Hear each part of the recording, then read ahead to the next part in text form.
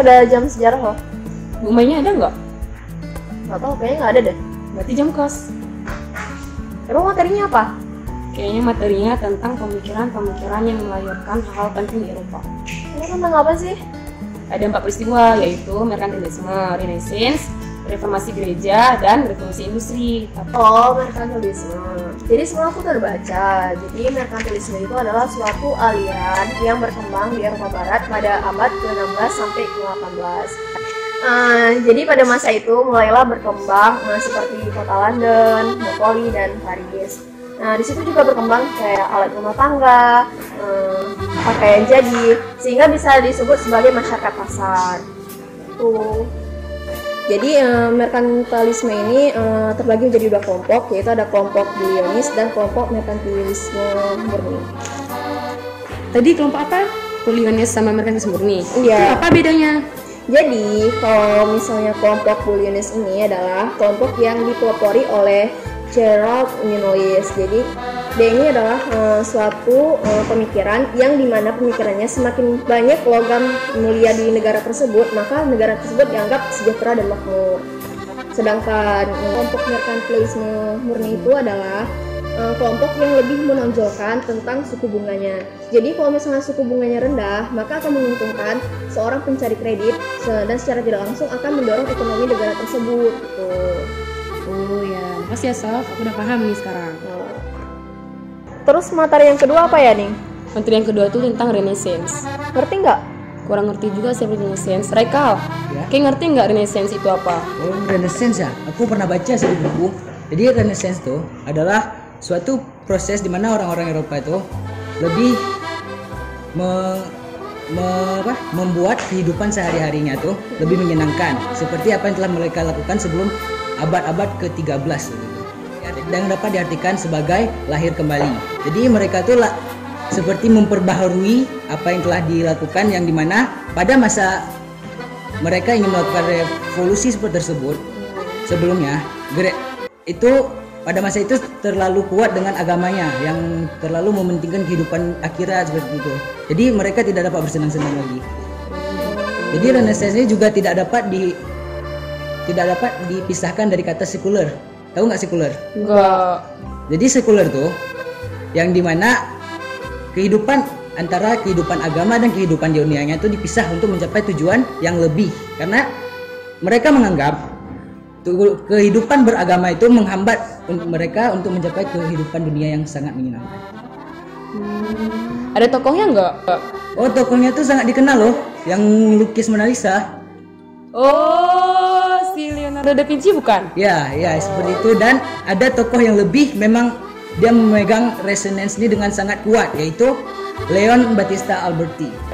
Oh iya, ngomong-ngomong tentang peristiwa Renaissance, aku juga baca tentang reformasi gereja, tapi belum terlalu paham. Ada yang paham? Kalau nggak salah kan atau kebaca itu kan reformasi gereja itu adalah sebuah upaya atau tindakan di mana upaya perbaikan atau perbaikan tatanan kehidupan yang didominasi oleh kekuasaan gereja yang menyimpang. Yang tujuan dari reformasi gereja ini ialah kembali ke jalan gereja yang lurus. Jadi faktornya adalah Faktor-faktor yang mempengaruhi terjadinya reformasi gereja ini, yang pertama banyaknya penyimpangan agama, yang kedua korupsi atas nama negara, habis itu adanya pajak yang memberatkan masyarakat dan lain-lain sebagainya.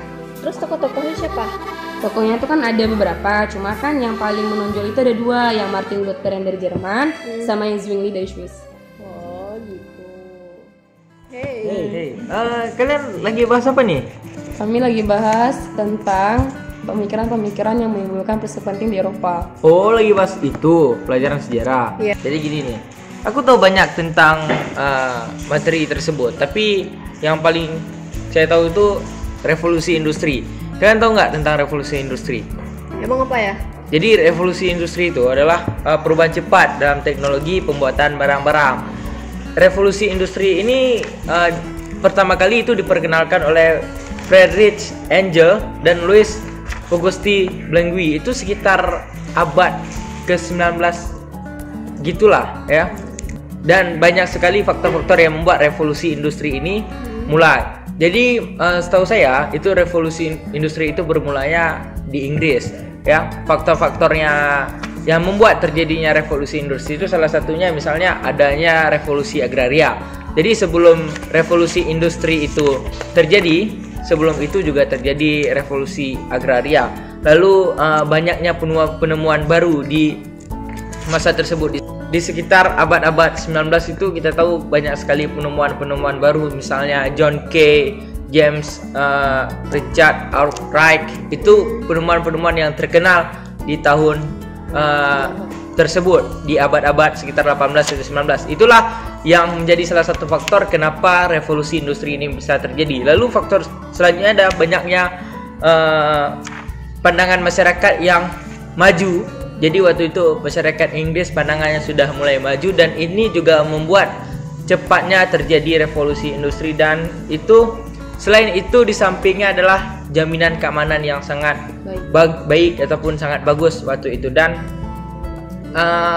di saat itu Inggris yang kita tahu sangat kaya dengan sumber besi dan logam, jadi itu bisa membantu untuk sumber daya industri di Eropa waktu itu. Dan itulah membuat revolusi industri itu bisa berjalan dengan cepat. Dan terakhir ada pahamnya kebebasan yang waktu itu dipelopori oleh Adam Smith seperti itu. Jadi itu faktor-faktor yang bisa membuat terjadinya revolusi industri di Eropa saat itu. Jadi peristiwa yang udah kita bahas ini sangat berpengaruh di kehidupan manusia sekarang. Ya, benar sekali. Seperti yang revolusi industri tadi, banyaknya penemuan yang seperti dijelaskan oleh Ampun tadi. Jadi peristiwa-peristiwa penting di Eropa yang kita bahas tadi itu sangat berpengaruh bagi umat manusia hingga saat ini pastinya.